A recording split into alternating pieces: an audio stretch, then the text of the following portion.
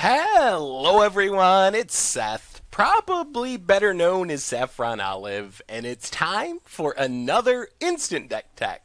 So we're wrapping up Ixalan Week Part 2, and today we have another one of the tribes that we haven't talked about yet. We're talking vampires today with this white-black vampire deck that comes to us from Triple Chris, who took it to a top 4 finish in a recent, very small Magic League tournament. But congrats to Triple Chris on a super sweet deck. A quick reminder before we break down white-black vampires for Ixalan Standard. If you enjoy this deck and you want to see it made into videos, take a minute, click the like button, the subscribe button, leave a comment, anything you can do to support your deck, because whichever deck is most popular gets a shot at being made into videos next week. So now that we're talking vampires, that will mean we talked about several dinosaur decks last week. We talked about cats, which isn't really an Ixalan tribe, but we talked about cats, we talked about pirates, we've talked about vampires. That means only merfolk is missing, so I haven't been able to find a single merfolk list. But if you have one, make sure to link it in the comments, because I want to do a merfolk list next week if we can to cover all the tribes of Ixalan. Anyway, let's talk about this white-black vampire deck. So this is a pretty straightforward tribal deck. We have 29 vampires, some sweet vampire payoffs, a few utility spells, and the makings of a pretty spicy deck. So the biggest vampire payoff is Sanctum Seeker, which is basically Vampire Hellrider. Gets an extra point of toughness, which is nice for dodging abrades and lightning strikes. It does lose haste, which is a bit annoying. It also gets the upside of draining. Hellrider, just ping the opponent whenever you attacked with a creature. Sanctum Seeker not only pings our opponent, but we gain a life, so it swings the race in our favor greatly. This is the reason to play a whole bunch of vampires. We play 1-drop, we play 2-drop, we play 3-drop, we play Sanctum Seeker. We're getting in a bunch of direct damage, gaining a bunch of life, so we can win the race. So this is payoff number 1, by far the biggest payoff for stuffing a deck full of vampires. There are a couple other payoffs, though. We have Maverick Fiend Dust Apostle, which works really well with Sanctum Seeker. Every time we attack with one or more vampire, we get a 1/1 vampire token with lifelink, which is kind of nice. We gain a lot of life in this deck, but this lets us go wide with tokens to support our Sanctum Seeker once it comes down. So if we go 1-drop, 2-drop, 3-drop Maverick Fiend, attack with our 2-drop, we get that extra token. When Sanctum Seeker comes down on turn 4, we already have 4 vampires. That's a big chunk of drain going in our opponent's face right away, and it just keeps spiraling every turn. The other payoff is a little more subtle, but Dustborn Sky Marcher gives us a 1-drop that's also evasive, so we can attack and trigger our Sanctum Seeker, which is nice, and it makes combat a little miserable for our opponent. It makes it hard for them to block because we can always tap it to pump one of our other creatures, helps make sure our Maverick Fiend can attack, for example, because it's a bit small. So not a huge payoff like Sanctum Seeker, but a slight payoff on an already reasonably costed 1/1 flyer for 1.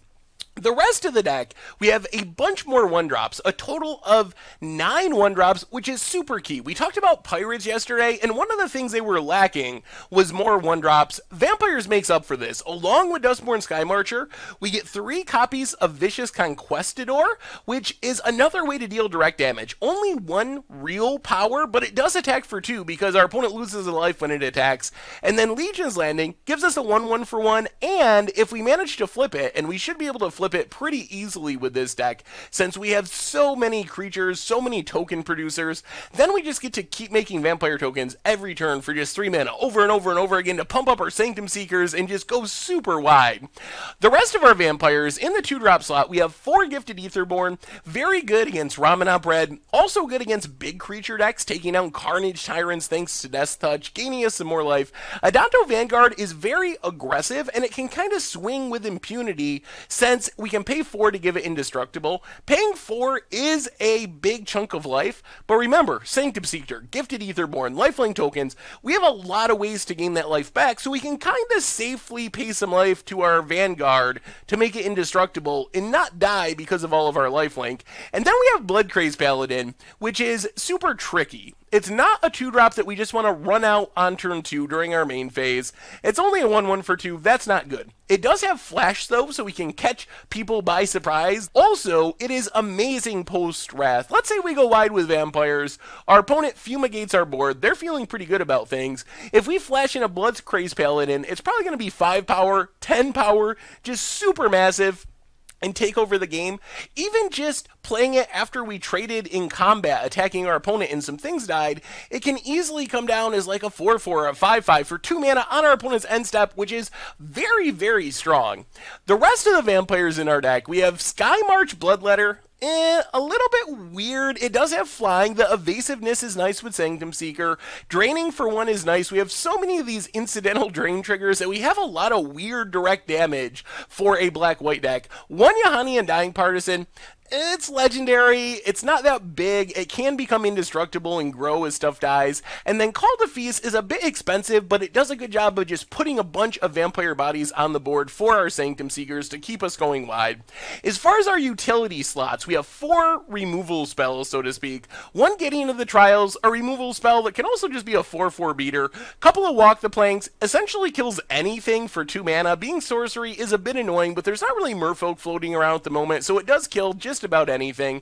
And speaking of killing anything, Cast Out hits literally anything, including Planeswalkers, and we can always cycle it if we need mana.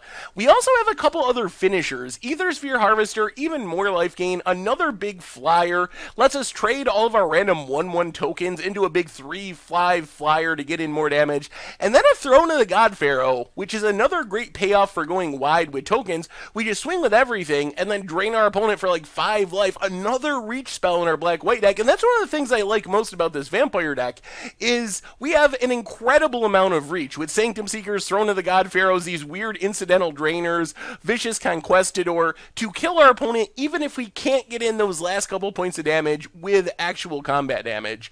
Finally, just a couple of duress. Good against control decks, gets rid of sweepers, gets rid of counter spells, whatever might be bothering us. As far as the mana base, Concealed Courtyard is our dual. Aether Hub, a little sketchy because we don't have much energy production, but it's technically a dual land, but only for 1 turn. Unclaimed Territory, we got 29 vampires, lots of mana fixing there, a bunch of basic lands. In the sideboard, we got some more vampires. Legion Conquistador is one of the sweetest ones. It's a little slow in general, but if we run into a grinding matchup against a control deck, this is a ton of card advantage. We just need to draw 1 copy. We can pull all 4 copies out of our deck, keep going wide, flooding the board with vampires. So very strong in grindy, controlling, mid-rangey type matchups. Vicious Conquistador gives us another 1-drop to keep going aggro. Yahani can fight through removal fairly well. Then we have Gideon's Intervention and Duress to deal with spell-based decks. Name Approach with the Second Sun, Duress, the Fumigator, whatever, that might be troubling us, and then some more removal, another Walk the Plank, another Cast Out, a couple of Fatal Pushes for aggro matchups, another Throne of the God Pharaohs for even more pushing through of damage without actually hitting our opponent with our creatures, and 1 Scavenger Ground to deal with God Pharaoh's Gift and the like. And that is white-black vampires for standard, and that's our instant deck tech for today. So thank you very much for watching. I hope you enjoyed the video, and I will talk to you soon. Thanks for watching the video. If you enjoyed it, help us out by clicking that like button down below. And to keep up on all the latest and greatest, click that subscribe button. And don't forget to hit that bell icon to get alerts whenever we have new videos. And if you want to, check out some of our other sweet videos here and here.